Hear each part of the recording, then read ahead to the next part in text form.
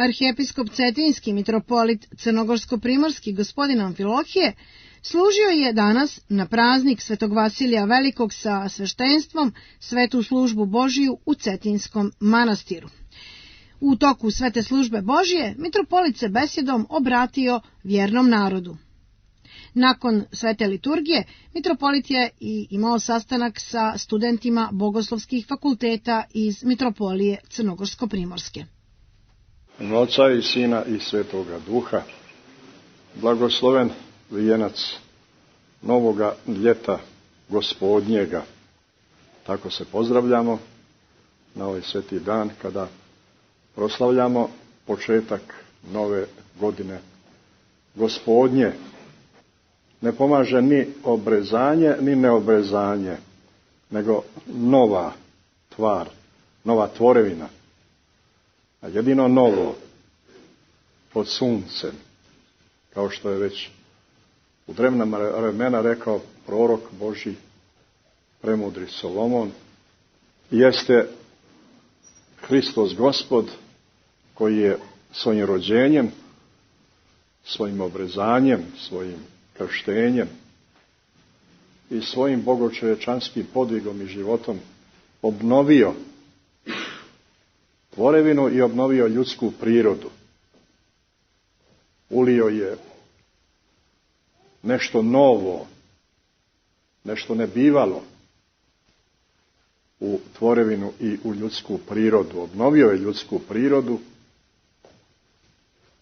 ispunivši i zakon obrezanjem, kao što je to zapovedio Mojsije, da svako muško dijete da bude obrezano, i to obrezanje je predstavljalo zavjet i vjernost toga djeteta živome Bogu, a u isto vrijeme to obrezanje, tjelesno obrezanje, ono je bilo i predukazanje i predobraženje na duhovno obrezanje, a to jeste upravo krštenje u ime Oca i Sina i Duha Svetoga. Njegovo obrezanje je i svjedočanstvo da je on zaista postao čovjek, jer bilo je lažnih učitelja, ima ih i danas, koji su tvrdili da je on samo prividno primio ljudsku prirodu. Međutim, sami čin obrezanja i ispunjenja zakona Mojsijevog potvrđuje da je Hristos zaista bio čovjek, bio kao jedan od nas.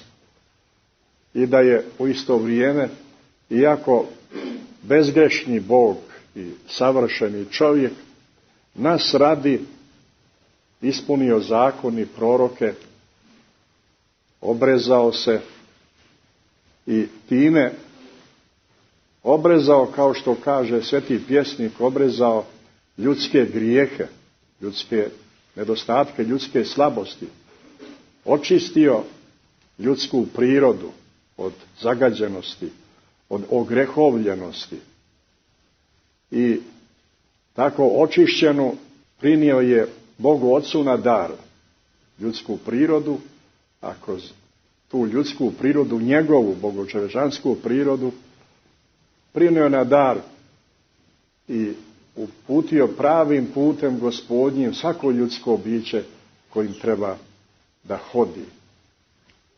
Ta novina kojom je Bog obnovio ljudsku prirodu, to je ono što je najsvetije i najčudesnije, čime je Bog obdario čovjeka. Novo rođenje čovjekovo, prvo rođenje je bilo rođenje tjelesno za ovaj svijet, a ovo novo rođenje je duhovno, duhom i vodom, duhom svetim i vodom, rođenje za vječni i neprolazni život. Kvasac besmrtnosti je ulio Bog u ljudsku prirodu. Kvasac neprolaznosti, kvasac svetosti, kvasac celomudrija, kvasac čistote, kvasac svetinje Božje od njegovog rođenja Hristovog, primanja ljudske prirode, primanja tijela koje je obrezano. Ljudska priroda je zadobila novi kvalitet života, ne samo prolazni, nego onaj neprolazni, vječni kvalitet života. Jedan od najveličanstvenijih događaja u istoriji čovjeka i svijeta. Drugo rođenje čovjekovo, drugo čovjekovo stvaranje koje je mnogo savršenije, beskrajno savršenije od onoga prvoga čovjekovog stvaranja. Ono prvo stvaranje je bilo samo priprema i prvo rođenje čovjekovo priprema za ovo drugo stvaranje i drugo rođenje silom Duha Svetoga kroz rođenje Hristovo, obrezanje njegovo i bogojavljenje u tajni krštenja njegovog. Brojni su svjedoci te velike i svete tajne, Hristove novine, toga jedino novoga pod sunce koje se ugradilo u ljudsku prirodu i zbog čega mi slavimo novu godinu. Nova godina sama po sebi i jučerašnje i današnje vrijeme nema nikakve razlike. Isto je bilo juče, isto i danas što se tiče vremena i življenja u vremenu. Međutim, jedino novo i obnovljeno jeste upravo ta novina koju je Hristos, kojom je obdario čovjeka i ljudsku prirodu. Jedan od divnih svjedoka te novine, toga jedinoga novoga pod suncem i Duha Svetoga njegovoga jeste sveti otac naš Vasilije, veliki čudotvorac, kapadokijski, jedna izuzetna ličnost u istoriji crkve Hristove, zato nije slučajno da ga slavimo upravo zajedno sa Hristovim obrezanjem. Izučio sve nauke svjetovne, u Atini učio veliki prijatelj i drug velikih otaca crkve Božije, Grigorija Bogoslova, Grigorija Nisijskog, Amfilohija i Konijskog. Bili su trojica jeraraha, praznujemo i praznik njih trojice, uključujući tu i svetog Jovana Zlatoustog, praznujemo upravo jer su njih trojica izabrani u izabranicima Božjim, svetim Božjim ljudima, po svom podvigu, po svojoj mudrosti, po onome što su kao bescen blago ostavili crkvi Hristovoj. I s pravom je sveti Vasilije nazvan čelom crkve Božje, koja sabira med Božje mudrosti, sabira u svome životu, u svojim djelima, svojim usmenim i zapisanim riječima, zapisanim u njegovim svetim knjigama, od kojih su najznačajnije ono njegovo tumačenje nastanka svijeta, takozvani šestodnev, koji je davno preveden na naš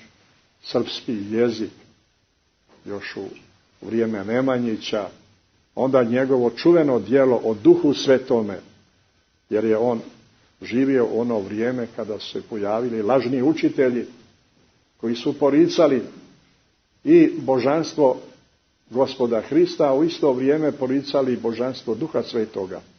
On je posvjedočio svojim bogomudrim riječima tu veliku i svetu istinu Boga Oca i Sina i Duha Svetoga, jedinosušnoga Sina Ocu i Duha Svetoga, Sina koji se rađa vječno od Oca i Duha Svetoga koji ishodio od Oca. Presveta Trojica, Bog vječne ljubavi, koji je iz ljubavi poslao Otac Sina svoga jedinorodnoga, da svaki koji vjeruje u njega ne pogine, nego da ima i zadobije život vječni. To je ono što je posvjedočio sveti otac naš Vasilije. On je napisao i monaška pravila, bio veliki podvižnik i pustinjak, jako bolešni po tjelesnoj prirodi, ali moćnoga i snažnoga duha. Veoma mlad se upokojio, 50. godini svojoj, ali ostavio velikog traga iza sebe do današnjega dana, a naročito preko svoje svete liturgije. Imamo 2 liturgije koje služimo, između ostalih činova liturgijskih, kojih je bilo i na istoku i na zapadu, opstale su naročito 2 liturgije, jedna svetog Jovana Zlatoustoga, koju služimo najviše u toku godine, a u svoje vrijeme i svetog Vasilija je služena liturgija svakodnevno, međutim vremenom, zbog toga što je ona vjerovatno nešto šira od ove svetog Zlatousta, ona se služi 10 puta u godinu dana i danas mi služimo liturgiju svetoga Vasilija Velikoga. Dakle, svedok jedinoga novoga pod suncem Hrista Boga našega i svedok Duha Svetoga životvornoga, sveti otac Vasilije. A evo, stigla nam je vijest iz carskoga grada Konstantinopolja da je juče sveti sinod Konstantinopoljske patrijaršije pribrojao liku svetih jednog našeg savremenika, prepodobnoga oca Pajsija. Ovdje imate već i njegovu ikonu Pajsija, Svetogorca. Imao sam tu radost i taj blagoslov Božji da ga upoznam i da ga upoznam već 1967. godine u Atini, onda da ga sretam veoma često u Svetoj Gori, tamo gdje je on živio u pustinji, u Katunakija, tako se zove pustinja, ispod gore Atonske, a onda isto tako i tamo gdje je on živio u keliji časnoga krsta, blizu manastira Stavronikite, da tu provedem skoro godinu dana blizu te njegove kelije i da ga upoznam, da zajedno sa njim služim božanstvenu liturgiju, da ja služim, a da on poje. Rijetko sam kad u životu slušao tako pojanje, tako sam slušao od starca Pajsija, Svetogorca. On je pojao, on je vapio, dubinski je vapio, njegovo pojanje je bilo pojanje nekoga koji poje onome koji je ispred njega, koji nije daleko od njega, koji sa njim razgovara sa Gospodom. Sam mu je život bio u tom razgovoru sa živim Bogom i u sretanju sa živim Bogom. Od rijetkih ljudi koje sam sreo u životu, koji je zaista poznao Boga, koji se je sreo sa Gospodom, kome se Gospod javljao i ono što je govorio i ono što je napisao je nije tako mnogo koliko je govorio, sve je to nadahnuto istim onim svetim duhom kojim je nadahnuto djelo i svetoga Vasilija Velikoga. Divni sasud božanske blagodati. Sjećam se, išli smo 70. godina na goru Atonsku, smo se peli posle ponoći i sjećam se njegove molitve, išao je negdje ispred mene, njegove molitve na brojanicama potresne. Sav je bio pogružen u molitvu starac Pajsije, pa se sjećam kad smo se vraćali sa gore Atonske, sjećam ga se kako mi je govorio, tamo ona Sitnogorica, Svetogorska je, okolo ima je nešto hrastove šume, pa će da kaže, kad prođem ovuda, kaže on često, oče Amfilohije, kad prođem ovuda, izbija iz zemlje neki čudesni miris, povremeno. Kakav miris, kažem ja njemu, otkuda miris? Vjerovatno od ovoga drveća koje tu miriše i koje ne, kaže, nije to drveće, nego je to miris svetih Božji ljudi. Ovdje su živjeli nepoznati ljudima, podvižnici. Ovdje su se i upokojili. Njihove su mošti ovdje rasijane po ovom podnožju gore Atonske, pa zemlja ne može da izdrži, nego iz svojih njedara na trenutke ispušta taj miomir njihovih svetih moštiju i njihovih podviga. To je taj miomir koji je upravo i ugradio Gospodu ljudsku prirodu svojim obrezanjem, svojom obnovljenom ljudskom prirodom koju je podario i kojim je obdario i dao kao mogućnost čovjeku. Veliki, divni, podvižni svetitelj našega vremena, otac Pajsije, veliki naš prijatelj i molitvenik i još ona vremena tegovna za našu crkvu, koji je danas postao poznat u čitavom svijetu.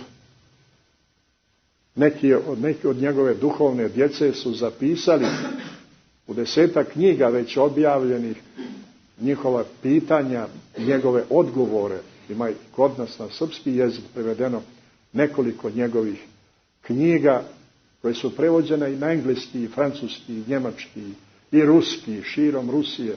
Nema mjesta u pravoslavlju, pa čak i u inoslavlju, gdje već nije postao taj skromni, skriveni monah Pajsije, koji je podvizavao se i na gori Atonskoj, ali se podvizavao i na gori Sinajskoj jedno vrijeme, pa se otuda onda vratio ponovo u Solun, odnosno u Svetu Goru, gdje se i upokojio. Nije to davno bilo, 94. godine, to je juče bilo kad se on upokojio, ali toliko je ta blagodat koja je zračila iz njega, iz njegovih riječi, dok je hodio među nama, a evo, naročito poslije njegovoga sveštenoga upokojenja. Dakle, i sveti Vasilije Veliki i prepodobni otac Pajsije, veliki sasudi Božje blagodati, veliki divni svjedoci da je živ Gospod Bog i da je živa vjera naša i da je istina ona koja obasjava, Kristova istina svakog čovjeka koji dolazi u ovaj svijet. Molitvama svetoga Vasilija i prepodobnog oca našega Pajsija, Gospode Isuse Hriste.